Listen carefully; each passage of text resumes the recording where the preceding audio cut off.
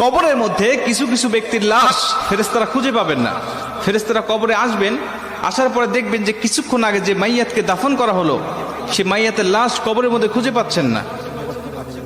আল্লাহ রাসূল সাল্লাল্লাহু আলাইহি সাল্লাম বলেন, বুখারীর বর্ণনায় আসছে যে মাইয়াতকে যখন দাফন করে আত্মীয় স্বজনরা চলে যায়, 40 কদম দূরে যাওয়ার পরেই তার কবরে ফেরেশতার আগমন হয়। দুইজন ফেরেশতা তার কবরে আসে।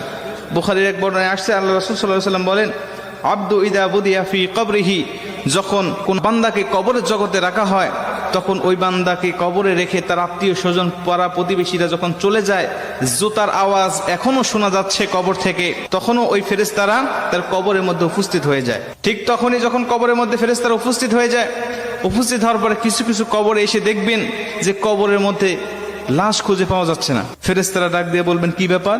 কিছুক্ষণ আগে একজন ব্যক্তির লাশ রাখা হলো, লাশটা গেল কোথায়? তারা তাকিয়ে দেখে যে বিশাল আকৃতির একটা পাখি কবরের মধ্যে শুয়ে আছে বা দাঁড়িয়ে আছে বা বসে আছে। পাখিকে উদ্দেশ্য করে ফেরেশতারা ডাক দিয়ে বলেন, পাখি, একটু আগে অমুকের সন্তান অমুক নামে একটা মাইয়াতকে এই কবরে রেখে গিয়েছে, ফুলান ইবনে ফুলান, অমুকের সন্তান অমুক এই কবরের মধ্যে শায়িত করা হয়েছে, সেই লাশটি গেল কোথায়? তুমি কি দেখেছো? পাখিটি ডাক দিয়ে বলবেন, হ্যাঁ আমি দেখেছি। কোথায়? বললেন, সে আমার ডানার তলে ঘুমাচ্ছে, আরামের ঘুম, প্রশান্তির ঘুম দিয়েছে, আমি তাকে কবর থেকে জাগ্রত করব না। ইসরাফিল আলাইহিস সালাতু ওয়াস সালাম যখন সিংহায় ফুঁক দিবে তখন পর্যন্ত আমি তার পাহারাদার হিসাবে এখানে থাকবো, তাকে প্রশান্তির ঘুম দেওয়ার জন্য আমি এখানে তাকে পাহারা দিব।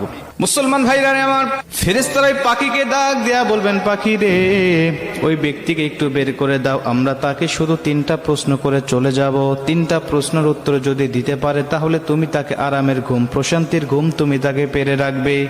পাখিটি ডাক দেয়া বলেন, না, আমি তাকে বের করে দিব না, আমি তাকে বের হতে দেব না, আমি তাকে ডাক দিতে পারবো না। খবরদার, তোমরাও উচ্চ স্বরে কথা বলবে না।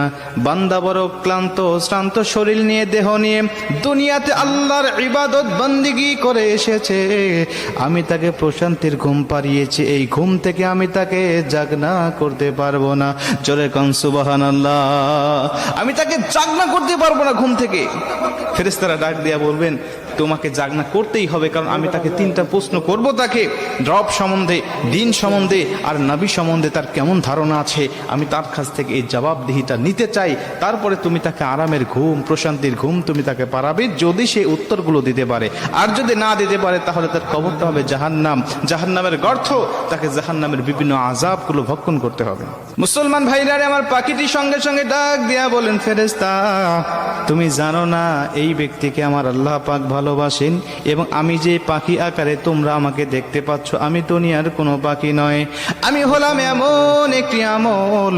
দুনিয়ার জমিনে বান্দা যত কোরআন তেলাওয়াত করেছে, দুনিয়ার জমিনে নামাজের মধ্যে বান্দা কোরআন তেলাওয়াত করেছে, দুনিয়ার জমিনে বান্দা আল্লাহর জিকির করেছে, দুনিয়ার জমিনে তাহাজ্জুদে আমাকে তেলাওয়াত করেছে, দুনিয়ার জমিনে বান্দা সর্বসময় আমার তেলাওয়াত করেছে, ঈশার নামাজের পরে বান্দা আমার সূরা মুলুক তেলাওয়াত করেছে, ফজরের নামাজের পরে বান্দা আমার সূরা ইয়াসিন তেলাওয়াত করেছে, মাগরিবের নামাজের পরে আমার সূরা ওয়াকিয়া তেলাওয়াত করেছে।